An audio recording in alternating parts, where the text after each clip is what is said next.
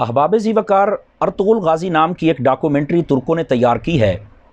Electronic media پر اس وقت اس کا بڑا شہرہ ہے۔ لوگ مختلف پہلوؤں سے سوال کر رہے ہیں۔ جہاں تک ارطغرل غازی کی شخصیت کا تعلق ہے تو بلا شبہ وہ ایک عظیم انسان تھے، صحیح العقیدہ، باعمل، متقی، پرہیزگار، غریب پرور، دین اسلام کے ہر قانون کے سامنے اپنی گردن کو جھکانے والے، اولیاء کاملین کے ساتھ نسبت رکھنے والے، ان کی بارگاہ میں جانے والے، ان سے روحانی فیض حاصل کرنے والے سچے عاشق رسول ارطغرل غازی تھے۔ انہی کا ایک بیٹا عثمان ہے جس کے نام پر خلافت عثمانیہ کی بنیاد رکھی گئی۔ یہ اپنی حق بیانی، عدل و انصاف اور غریب پروری کی وجہ سے اتنا مقبول ہوئے کہ تقریباً 3 بر اعظموں میں ان کی حکومت پہنچ گئی۔ تقریباً 600 سال کے قریب انہوں نے حکومت کی۔ اس کے بعد کچھ غداروں اور عیاش پرستوں کی وجہ سے انگریز ان کی حکومت کا تختہ الٹنے میں کامیاب ہو گیا۔ جولائی 1923 کے اندر جرمنی کی درخواست پر ایک معاہدہ طے پایا جس کو معاہدہ لوزان کہتے ہیں۔ اس کے اندر ان کی مین شرط یہ تھی کہ ترکی کو سیکولر کر دیا جائے اور یہاں کی بندرگاہ کو فری کر دیا جائے، خلافت عثمانیہ کو ختم کر دیا جائے اور ان کے اثاثے منجمد کر دیے جائیں، سب کو قابو کر لیا جائے۔ اب یہ 100 سالہ معاہدہ طے پایا تھا کہ 100 سال کے بعد ترکی یہ سارے معاملات اپنے ہینڈ اوور کر لے گا۔ اب چونکہ 2023 کے اندر یہ معاہدہ ختم ہونے جا رہا ہے تو ترکیوں نے اس ڈاکومنٹری کو اس لیے تیار کیا تاکہ وہ اپنی قوم کو اپنے ماضی کے ساتھ جوڑ سکیں اور اپنا کھویا ہوا وقار حاصل کرنے کے لیے تیار کر سکیں۔ ناظرین، یہ بات سچی ہے کہ ڈاکومنٹری اچھی ہو یا بری ہو، بہرحال لوگ اس سے سبق ضرور حاصل کرتے ہیں۔ اور پھر جو تاریخی ڈاکومنٹری ہوتی ہے 100% اس کو مووی کے اندر کنورٹ کر دیا جائے تو ایسا نہیں ہو سکتا ہے، اس کے اندر کچھ سکم اور کمزوریاں رہ جاتی ہیں۔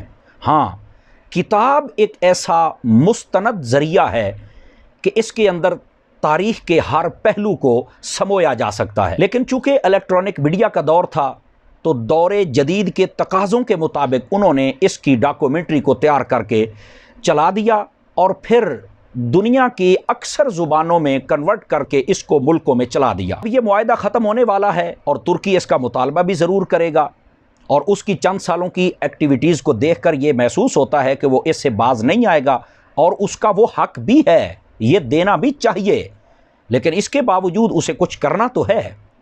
اس نے یہ ڈاکومنٹری جب سے چلائی ہے تو سب سے پہلے عالم کفر بڑا لرزاں و ترساں ہے کہ یہ انہوں نے کیا کر دیا ہے، اور اس پر بڑی چیہ مگوئیاں ہو رہی ہیں۔ ظاہر سی بات ہے ان کے سارے مفادات یک دم دریا برد ہو جائیں گے تو انہیں تکلیف تو ہوگی نا کہ 100 سالہ بدماشی ختم ہو جائے گی ان کی۔ دوسرے کون لوگ ہیں جن کو تکلیف ہوگی؟ دوسرے وہ لوگ ہیں جو بد عقیدہ ہیں۔ وہ کیسے؟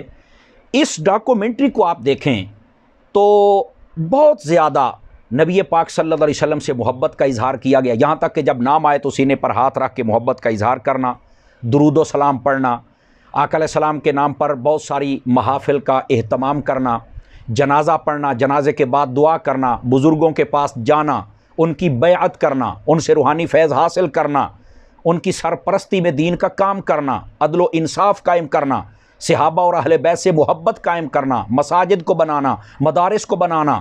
تو ظاہر سی بات ہے یہ ساری چیزیں جب بد عقیدہ لوگ دیکھیں گے تو ان کے لیے تو موت کا مقام ہوگا کہ ہم تو لوگوں کو کچھ اور کہتے رہے، اور جب لوگ دیکھیں گے 600-700 سال پرانی یہ داستان ہے تو ان لوگوں کو تو ظاہر سی بات ہے بہت تکلیف ہوگی کہ سچ کچھ اور ہے اور ہم نے دکھایا کچھ اور ہے۔ بہرحال لوگ یہ بھی سوال کر رہے ہیں کہ اس کا دیکھنا کیسا ہے۔ میں اس بارے میں علامہ مفتی محمد حسان عطاری صاحب جو کہ مدنی چینل پر بیٹھتے ہیں ان کی خوبصورت تحریر کا ایک حصہ آپ کو عرض کرتا ہوں۔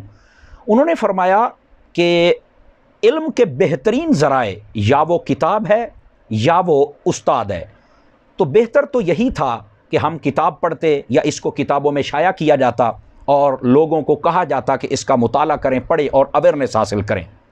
جہاں تک ہے کہ یہ دیکھنا جائز ہے یا ناجائز ہے، تو بھائی جب ڈرامہ ہی کہہ دیا ہے تو میں کیسے اس کو مقدس اور جائز کہہ سکتا ہوں؟ اور تحدیث نعمت کے لیے بتا رہا ہوں، الحمدللہ علی احسانہ، میں نے اس کا 30 سیکنڈ کا ایک کلپ بھی نہیں دیکھا ہے۔ یہ معلومات میرے ایک دوست انگلینڈ میں محمد شاہد صاحب ان سے میں نے لی، ایک دوست ہمارے لاہور میں محمد عثمان ان سے لی، اور اس کا جو پس منظر تھا میں نے آپ کو عرض کیا ہے۔ اور یہاں پر یہ بات بھی ضروری ہے کہ مسلمانوں کو چاہیے کہ وہ دعا کرتے رہیں تاکہ اللہ تعالیٰ عالم اسلام میں ان کو کھویا ہوا وقار واپس عطا فرمائے اور اللہ تعالیٰ ہم سب کی حفاظت فرمائے۔